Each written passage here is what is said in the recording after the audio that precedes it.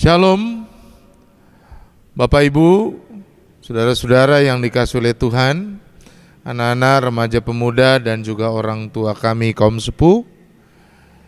Hari ini kita kembali akan membaca dan merenungkan kesaksian firman Tuhan, sumber kekuatan dan penghiburan bagi kita.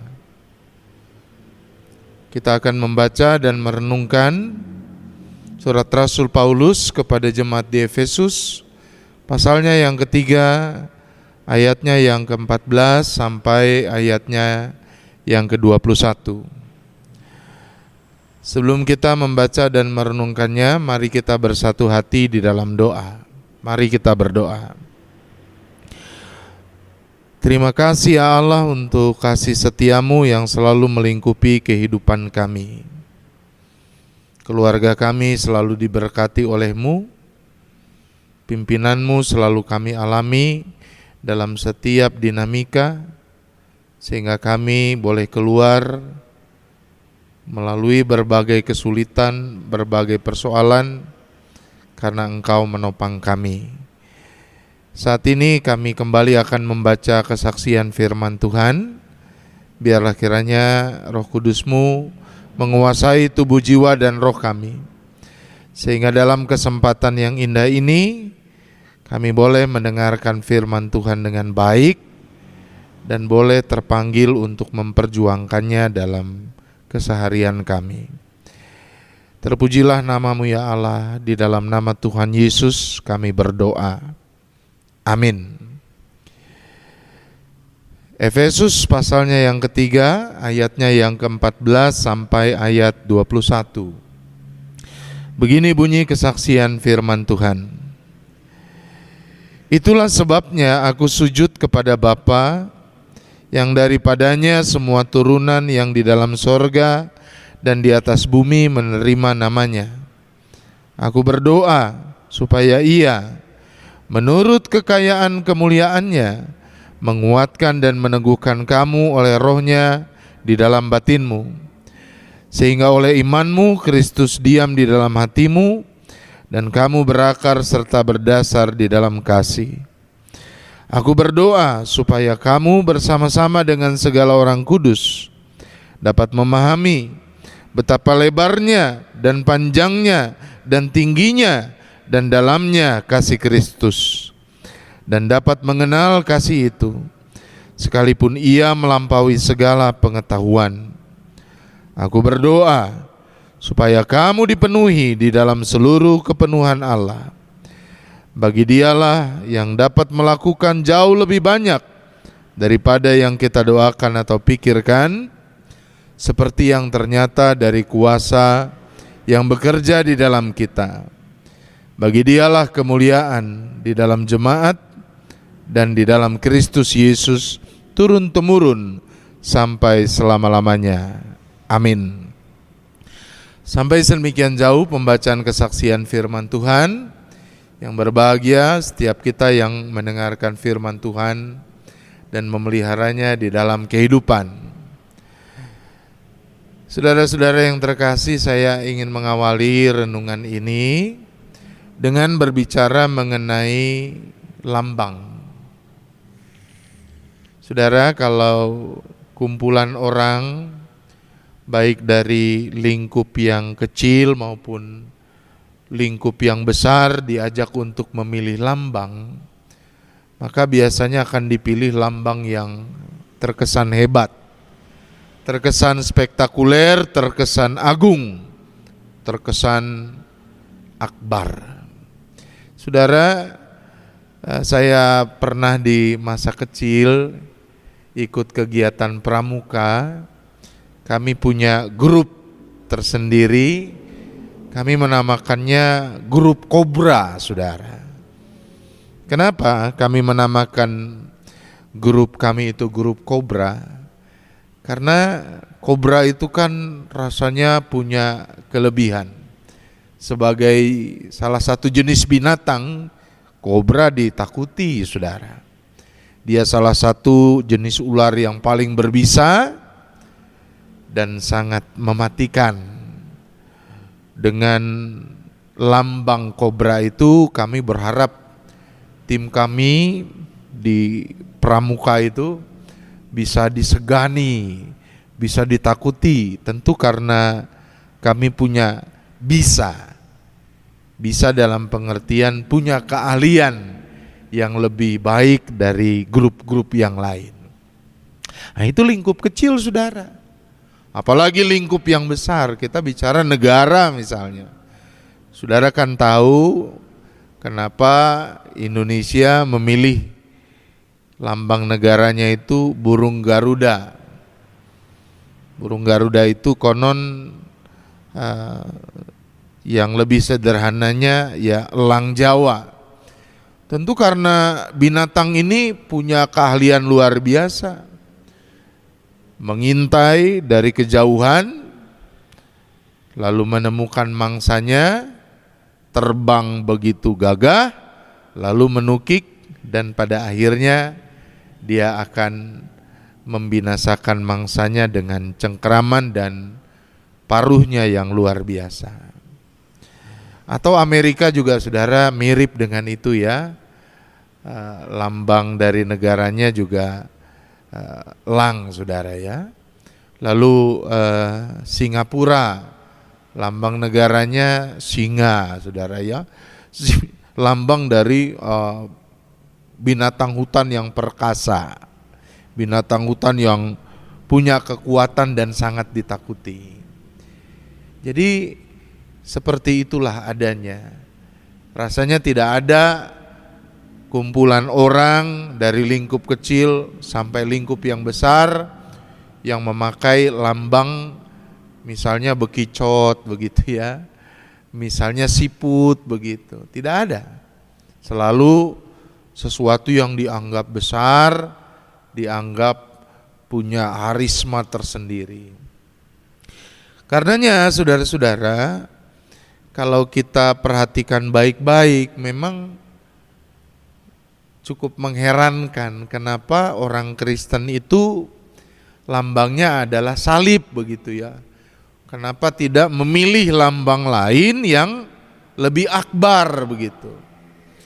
Salib itu kan jenis hukuman bagi orang yang melakukan perbuatan kriminal yang besar, dan karenanya tidak bisa diampuni lagi, tidak bisa diberi kesempatan hidup. Nyawanya harus diambil bahkan dengan cara yang keji. Dia dipermalukan, disiksa perlahan-lahan dengan berbagai cara, dan akhirnya dia mati dalam kehinaan. Saudara, pernah enggak kita merenungkan itu? Kenapa kok justru dalam lambang yang seperti itu maka orang Kristen mempercayakan apa yang menjadi logo dari atau simbol dari agama mereka. Nah, saudara-saudara, ada seorang penginjil besar namanya Billy Graham. Saya ingin meminjam saja apa yang menjadi pandangannya karena saya amini, mudah-mudahan juga kita mengamini itu juga. Nah, Billy Graham mengatakan begini, saudara, kenapa salib itu dipilih sebagai lambang bagi kekristenan? Ada dua sisi yang tidak boleh kita lepaskan. Dua sisi ini menjadi makna terdalam dari salib. Yang pertama, salib itu mengingatkan kepada kita betapa hinanya kita, betapa jijiknya kita, betapa memalukannya kita. Hidup kita ini kotor, diri kita ini penuh dengan kehinaan. Karena itu kitalah yang seharusnya digantung di kayu salib itu. Kitalah yang seharusnya menerima hukuman Allah melalui penyaliban itu. Jadi kalau kita melihat salib dimanapun ya, di gedung gereja atau di rumah kita atau di kamar kita atau di tempat lain, maka sedianya kita menjadi terenyuh. Hati kita menjadi tertunduk dan sadar bahwa kitalah yang harusnya menerima hukuman yang maha hina itu. Heriantola yang seharusnya digantung di sana. Bapak A, Bapak B, Ibu A, Ibu E, Saudara A, Saudara B, kita semualah yang seharusnya digantung di sana. Tapi Billy Graham mengingatkan juga akan sisi yang kedua, bahwa salib itu sekalipun dia mengingatkan kita bahwa kita ini hina, kotor, najis, dan seharusnya layak digantung di kayu salib, tetapi karena kasih Allah, ini sisi yang kedua, kasih Allah yang besar, maka kita dilayakkan untuk mengalami anugerah keselamatan dari Allah. Jadi tiap kali kita melihat salib, maka hati ini seharusnya bersyukur. Saya yang hina ini boleh diampuni, boleh diselamatkan bukan karena ada hal baik dalam diri saya, tapi karena cinta kasih Allah yang begitu besar itu, itulah yang membuat saya layak kembali. Nah, saudara-saudara, lebih jauh Paulus menerjemahkan soal salib itu lewat 4 dimensi. Tadi kita sama-sama baca. Dimensi salib itu menurut Rasul Paulus yang pertama lebar. Apa artinya saudara? Salib sebagai lambang dari kasih Allah itu lebar. Saudara-saudara, kasih Allah itu menjangkau semua orang. Apapun latar belakang orang itu, saudara tinggal di istana yang megah, atau saudara tinggal di emper-emper toko di bawah jembatan-jembatan layang, maka kasih Allah itu menjangkau saudara. Saudara kulitnya putih, kulitnya sawo matang, atau bahkan hitam sekalipun, kasih Allah itu tetap bisa menjangkau saudara. Saudara kaya dengan berbagai kelimpahan materi, atau saudara miskin dan karenanya bahkan saudara tidak tahu besok mau makan apa, maka kasih Allah itu akan menghampiri saudara. Lalu dimensi yang kedua, saudara-saudara, kasih Allah itu panjang. Apa artinya kasih Allah itu panjang? Kasih Allah panjang, saudara, maksudnya kasih Allah itu menghampiri setiap kita di dalam keterpurukan oleh karena beban apapun. Barangkali sesama kita, sedekat apapun itu, keluarga sekalipun, pendamping kita sekalipun, suami atau istri kita, mungkin orang tua atau anak-anak kita, tidak lagi bisa mengerti pergumulan kita. Tapi kasih Allah itu akan selalu melawat kita. Kasih Allah itu panjang. Lalu kasih Allah itu saudara juga tinggi. Saudara, manusia kan punya pengetahuan, punya kreativitas, bisa menghadirkan teknologi yang semakin canggih. Orang bahkan bisa menjangkau bulan, bisa menjangkau antariksa. Tapi saudara, tidak ada kemampuan manusia yang bisa menjangkau Allah, karena Allah itu maha tinggi. Tidak ada saudara kemampuan manusia yang bisa menjangkau sorga, karena sorga itu saudara maha tinggi.